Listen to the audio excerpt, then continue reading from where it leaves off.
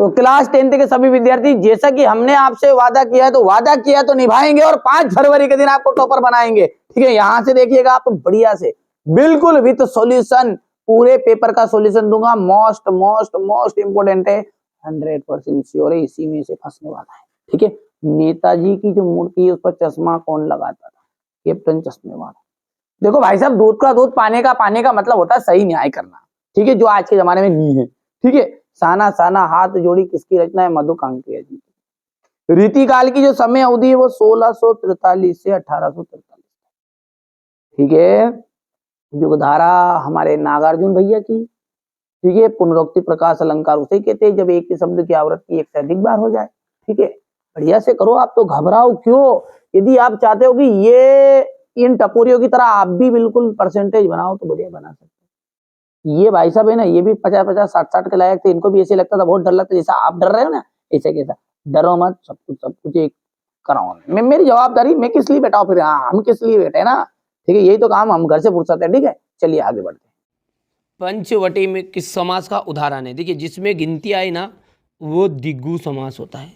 कौन सा समास होता है? द्विगु समास होता है। कटाओ जो है भारत का स्विट्जरलैंड माना जाता है।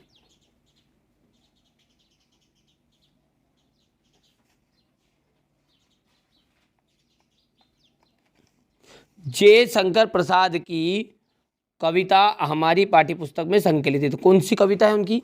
आत्मकथ्य।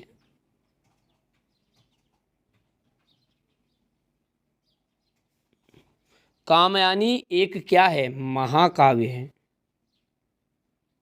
ध्यान से समझना, जिस बच्चे को वास्तव में 6 नंबर चाहिए ना, जितना मैं बता रहा हूँ कवर कर लो पेपर, उसके बाद में आप भले ही कुछ भी पढ़ो, पहले इतना तो कवर करो। और आपके यदि कहीं पे भी आप इस कोचिंग जा रहे हो, उन सर से एक बार ज़रूर इस बारे में चर्चा करिएगा, ये पेपर कितने आईएमपी है, आएंगे या नहीं आएंगे। यही आएंगे भैया, सीधी सी बात बता दूं मैं आपको। ठीक है, एक से अधिक अर्थ देने वाले शब्द, एक से अधिक अर्थ जब देंगे कोई भी शब्द, तो वो कहलाएंगे आपके अनेकार्थीय शब्द। यहाँ पर लिख देते हैं अनेकार्थीय शब्द। मन्नू भंडारी के पिता रसोई को क्या कहते थे? भटियार खाना कहा जाते थे।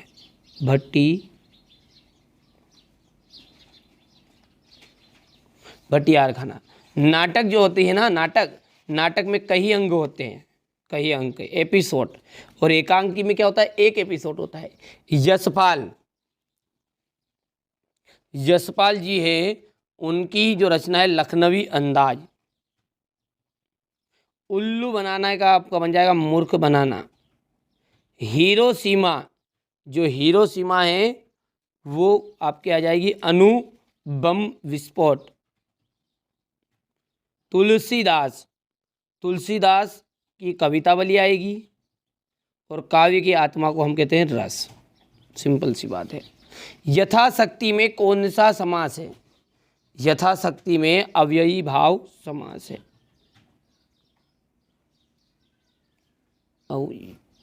अव्ययी भाव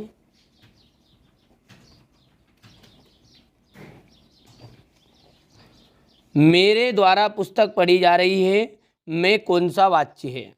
तो मेरे द्वारा पुस्तक पढ़ी जाए उसमें कर्म वाच्य है।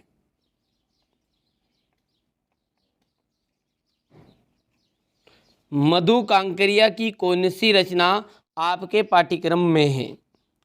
तो मधु कांकरिया जी की साना साना हाथ जोड़ी रचना है।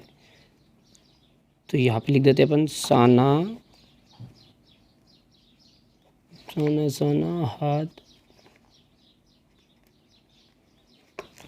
जोड़ी। श्री कृष्ण ने किसकी मर्यादा का पालन नहीं किया है? देखिए, प्रेम की। तार तार कर दिया प्रेम को, तो ठीक है भाई साहब, चिंदी चिंदी कर दिया। हाँ, खड़ी खूब लड़ी मर्दानी, वो तो झांसी वाली रानी थी। ये रस सुनते से आदमी को अंदर से बिल्कुल है ना वीर रस आ जाता है। ऐसा मन करता है बिल्कुल ठोक दूँ दो चार को, है ना। चलो, तो ये है। चिंतामणि किसकी रचना है? चिंतामणि जो है आचार्य रामचंद्र शुक्ल की है। आचार्य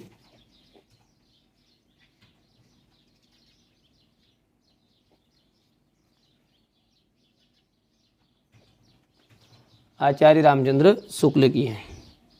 सप्तऋषि सप्तऋषि में कर्मधारय समास है, सत्य है असत्य है, तो यहाँ पर देखिए असत्य हो जाएगा, क्योंकि जिसमें भी गिनती आए वो द्विगु समास होता है। ठीक है भैया। भोलानाथ पिताजी के साथ जांदा रहता था, बिल्कुल सत्य है। लेखक की प्रति एक रचना श्रेष्ठ होती है, ये आपका असत्य होगा, क्योंकि लेखक की 100 में से 2-4 रचना श्रेष्ठ बनेगी। फसल हजारों खेतों का की मिट्टी का गुणधर्म है फसल, बिल्कुल सत्य है। चौपाई छंद में 16 मात्राएं होती है, बिल्कुल सत्य बात है भैया। और बाल गोविंद भगत कबीर को साहब मानते थे, ये भी आपका सत्य हो जाएगा। हो गया। चलिए आगे है आपका क्वेश्चन नंबर 6 से, जो हम अगले वीडियो में कवर करेंगे। पूरा सॉल्यूशन आपको कराऊंगा, समझाऊंगा भी सही, जिसे इनको समझाया ना। काशी में हो रहे कौन से परिवर्तन बिस्मिल्लाह खां को व्यथित कर रहे थे? लेखिका मन्नू भंडारी के व्यक्तित्व पर किन किन व्यक्तियों ने किस रूप में प्रभाव डाला? ठीक है। चलिए इसके बाद में यहाँ से देखिए आप, ये भगत की पुत्रवधू उन्हें अकेला क्यों नहीं छोड़ना चाहती थी, और यशपाल जी तथा यतीन्द्र मिश्र का साहित्यिक परिचय बताना है। आप तो अच्छे से कवर कर लेना है ना। ये क्वेश्चन नंबर 10 हो गया है। रीतिकाल की प्रमुख विशेषता बताइए। 2 प्रगतिवादी काव्यों के नाम और उनकी एक रचना बताइए। जयशंकर प्रसाद और सूरदास की काव्यगत विशेषताओं की निम्नलिखित बिंदुओं पर बताइए। 2 रचनाएं भाव पक्ष। यहाँ से क्वेश्चन नंबर 13 हो गया। ये क्वेश्चन नंबर 14 हो गया।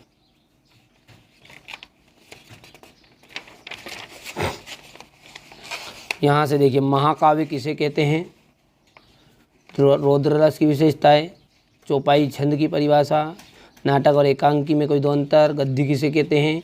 सिंपल से प्रश्न आएंगे आपके, और इनको आप अच्छे से कवर भी करोगे। मैं समझाऊंगा ना आपको पूरा सॉल्यूशन, चिंता किस बात की है। अनुच्छेद भी बताऊंगा, संवाद कैसे लिखना, वो सब कुछ आपको सिखाया जाएगा। यहाँ से देखिए बीएससी लखन मृदु बानी अहो मुनीष महाभटमानी। ठीक है। जो परशुराम जी है ना, उनको क्रोध आ रहा था लखन की कड़वी बातें सुनकर, है ना भैया। यहाँ से देखिए क्वेश्चन नंबर 1, काशी में हो रहे परिवर्तन बिस्मिल्लाह खां को किस तरह व्यथित करते थे? देखिए काशी में हो रहे जो परिवर्तन है ना, बिस्मिल्लाह खां को व्यथित कर रहे थे। वे दुखी थे कि काशी में संगीत साहित्य तथा अदब की कई परंपराएं समाप्त हो रही है। पहले जो मलाई बर्फ बेचते थे, देसी घी की कचौरियां, मिठाई मिलती थी, अब उनकी लगातार क्या हो रही है, कमी हो रही है।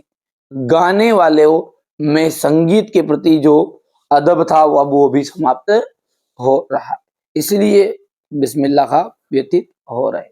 यहाँ से देखिए स्क्रीनशॉट, बहुत ही सिंपल लैंग्वेज में मैंने नोट से तैयार कराया है बच्चों के द्वारा। देखिए अब की बार 90 पार, ये जिन बच्चों का सपना है, इस तरह से ये अपनी कोचिंग का ही रिजल्ट है, घबराना नहीं है आपको। ऑफलाइन कोचिंग है अपनी, ऐसा नहीं है कि हर कहीं से उठा के अपन दे रहे हैं कि यहाँ पहली बार ये ऑनलाइन पे आए ना। ये आप तो इस तरह से परसेंटेज बना सकते हैं। यदि आप और अगले साल का रिजल्ट देखना चाहते हैं, 2022 का रिजल्ट, ये इस तरह से आप कर सकते हैं। ठीक है भैया, आप तो घबराइए मत, कंप्लीट करिए। ठीक है, मैंने कहा ना अब की बार 90 पार, जिसको वास्तव में बनाना है कंप्लीट कर सकता है। आगे बढ़ते हैं।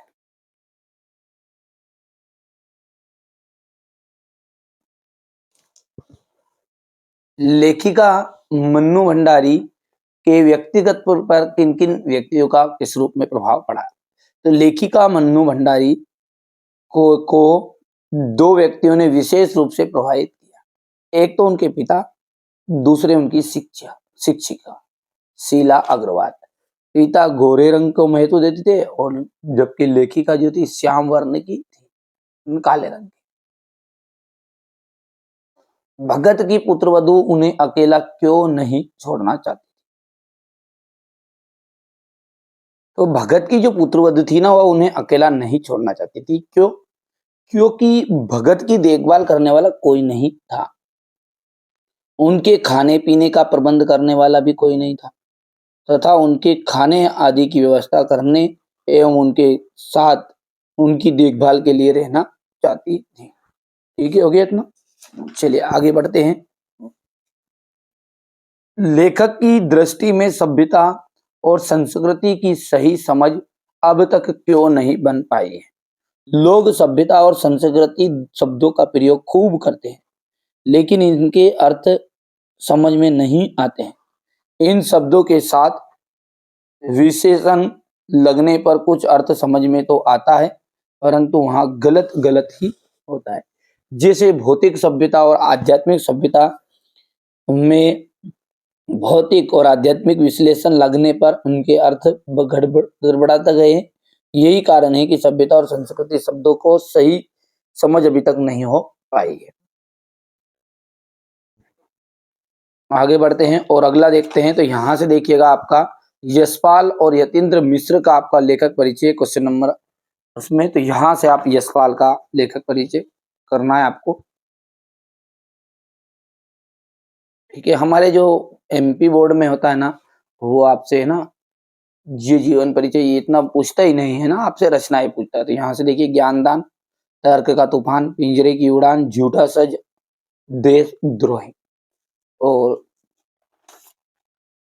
भाषा शैली आप देख लीजिएगा, ये शैली है।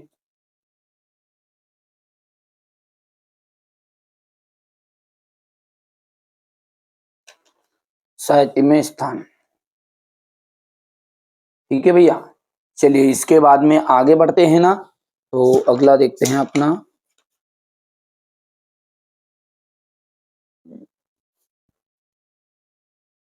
ये क्वेश्चन नंबर 9 है।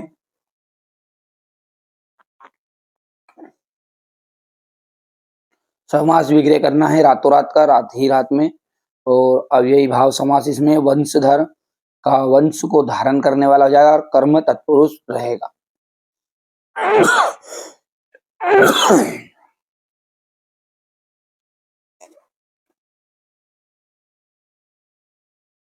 इस तरीके से आप है ना, ये बहुत ही शॉर्टकट तरीके से मैंने लिखवा लिए हैं बच्चों के द्वारा, ताकि आपको कम समय में पूरी जानकारी मिल जाए।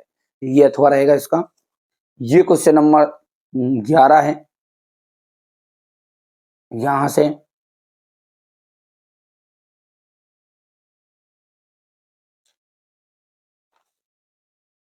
यदि हम बात करें आगे की क्वेश्चन नंबर 12 की, तो जयशंकर प्रसाद का है क्वेश्चन नंबर 12 में आपका। तो ये आप जीवन परिचय का स्क्रीनशॉट लीजिए फटाफट से।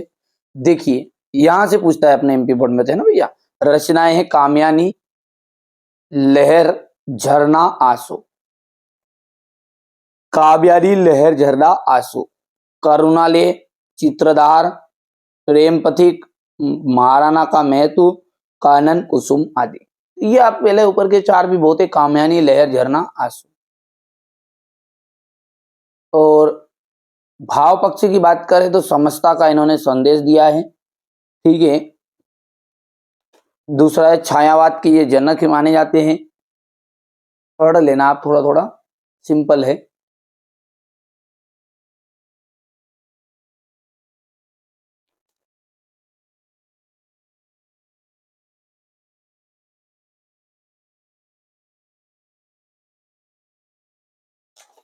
और साहित्य में स्थानीय।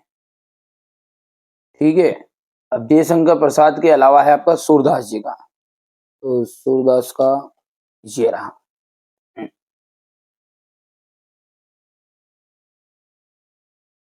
हो गया।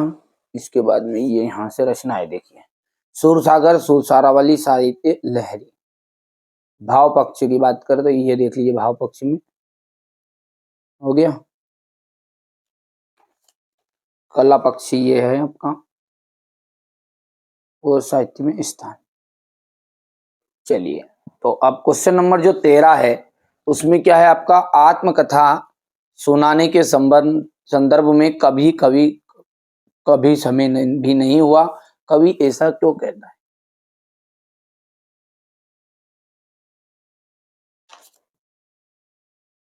यहां से क्वेश्चन नंबर 14 है।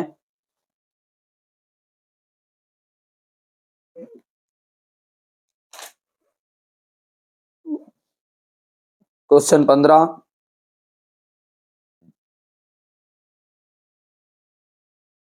रौद्र रस को का उदाहरण आपको बता देना है, यहाँ से लिख लेना है। बच्चों ने नहीं लिख पाए तो ये प्रश्न आप कर लेना कंप्लीट, मिल जाता है वैसे तो। चौपाई छंद की परिभाषा, अतिशयोक्ति अलंकार की परिभाषा,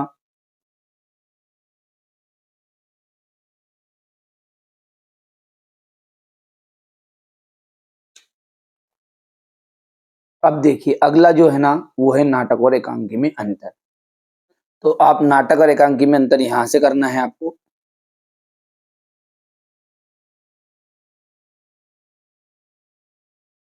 ठीक है, ये बढ़िया से कंप्लीट करना भैया, है ना। चलिए इसके बाद में आगे बढ़ते हैं और अगला क्या है, गद्य इसे कहते हैं। संदर्भ प्रसंग व्याख्या है क्वेश्चन नंबर 18 से। तो ये क्वेश्चन नंबर 18 से पहले तो आप पेपर में स्क्रीनशॉट ले लो अच्छे से। ये यहां से है, ये क्वेश्चन नंबर 19, ये क्वेश्चन नंबर 20 आपका रहने वाला है। ये क्वेश्चन नंबर 21, 22 और ये 23 हो गया। चलिए तो ये अपन यहाँ पर देखते हैं क्वेश्चन नंबर 18। संदर्भ है ये प्रसंग और व्याख्या।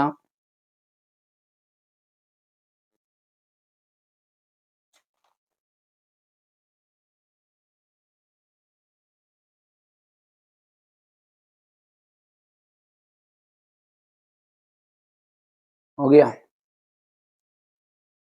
ये आपका क्वेश्चन नंबर 19। ये तो इंटरनेट के संबंध में भाई बहन पे संवाद लिखना है आपको।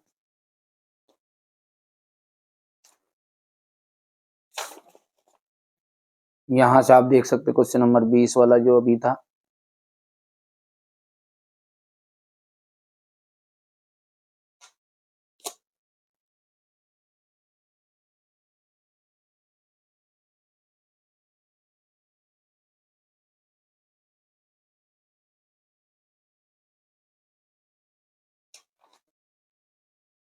चलिए ये आपकी अवकाश लिखनी है क्वेश्चन नंबर 21 में।